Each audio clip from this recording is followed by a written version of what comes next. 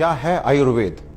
आपके किचन में रखे हुए कुछ गरम मसाले, या धोती कुर्ता और तिलक लगाकर पेड़ के नीचे दवाइयां बांटता हुआ कोई झोला छाप डॉक्टर, या आयुर्वेद के नाम पे सड़क के किनारे तंबू लगाकर दवाइयां बांटता हुआ एक पाखंडी, या बिना रिसर्च के लिखी गई कोई देहाती किताब? अफसोस की बात है कि हम में से अधिकतर लोग यही मानते हैं और यही जानते हैं, और इसी चूक का परिणाम है कि आज हमें यह दिन देखने को मिल रहा है।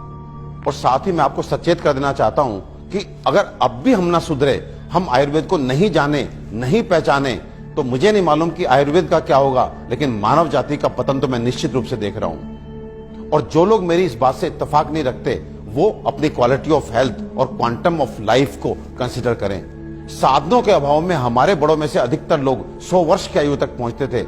ये वो आयु है जिसकी आज हम साधन संपन्न होने के बावजूद भी कल्पना तक नहीं करते। और मैं एक बात आपसे पूछना चाहता हूं कि ये जो मॉडर्न साइंस है, ये किस तरह का इलाज कर रही है? कि आपको यदि शुगर हो गया तो आप दवाई खाइए, कब तक? जिंदगी भर। आपको ब्लड प्रेशर हो गया, आप दवाई खाइए, कब तक?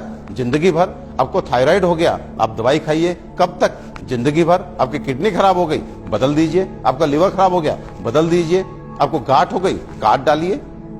ये किस तरह की चिकित्सा है? और ये चिकित्सा नहीं, ये केवल सिम्टम्स को दबाना है, क्योंकि ये बाहर से आपको नॉर्मल रीडिंग देते हैं, शुगर ठीक है, ब्लड प्रेशर ठीक है, लेकिन अंदर बीमारी अपना काम कर रही है। 15 साल बाद आपकी किडनी खराब।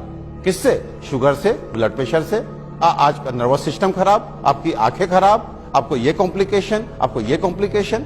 तो ये इलाज है या एलोपैथ का काला पर्दा? अपने 20 साल के क्लिनिकल एक्सपीरियंस से आपको बता देना चाहता हूं, ये जो आयुर्वेद विज्ञान है, ये समुद्र से भी गहरा, हिमालय से भी ऊंचा ऐसा जीवन का विज्ञान है जो आपके शरीर में और मन में किसी भी अवांछित परिवर्तन के बारे में आपको न केवल जानकारी देता है, बल्कि उसे जड़ से मिटाने के लिए पुख्ता इलाज भी देता है। और मुझे एक बात समझ में नहीं आती, आप ऐसे विज्ञान को क्यों नहीं जानना चाहते जो आपको कभी शुगर, ब्लड प्रेशर, थायराइड और अनेक तरह की प्रॉब्लम्स आने ही ना दे। और यदि दुर्भाग्य से आ गई, आपके जेनेटिक कॉम्पोजिशन इस तरह का है कि आपको ये बीमारियां लग जाती हैं, तो इनसे कैसे आप बचे रहें और कैसे आप ठीक हो सकते हैं, इसके बारे में भी पुख्ता जानकारी दे।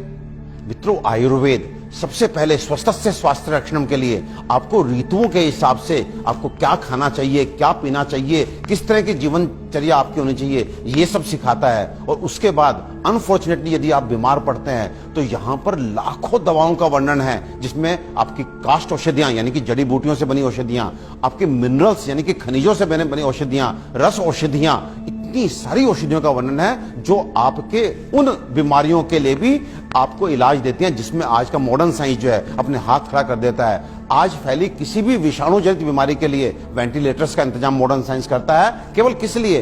इसलिए कि वो तब तक आपको जीवित रख सके जब तक वायरस अपने आप आपको छोड़ के नहीं चला जाता। तो ये किस तरह का इलाज है? जबकि आयुर्वेदिक औषधियां ऐसी हैं जो सीधे जाके वायरस को मार के आपको बीमारी से बाहर लेके आती हैं, आपको मौत से मुके बाहर लेकर के आती हैं। तो दोस्तों, विश्वास कीजिए, अपने आयुर्वेद को मान दीजिए, सम्मान दीजिए, जानिए, पहचानिए, अपनाइए और अपने जीवन को, अपनी हेल्थ को अच्छा कीजिए। आयुर्वेद का इलाज ना तो धीमा है और ना ही लंबा, बल्कि यह रोगों को जड़ से खत्म करता है। आधुनिक सर्जरी दुनिया को आयुर्वेद की ही देन है। आचार्य सुश्रुत को सारा संसार निर्विवादित रूप से शल्य चिकित्सा का जनक मानता है। आयुर्वेद में उन बीमारियों की भी सफल चिकित्सा हो सकती है जिन्हें आधुनिक चिकित्सा विज्ञान लाइलाज मानकर आजीवन रोगी को दवाएं खिलाता रहता है। आयुर्वेद आपके और आपके बच्चों के लिए सुरक्षित है। आयुर्वेद अपनाएं।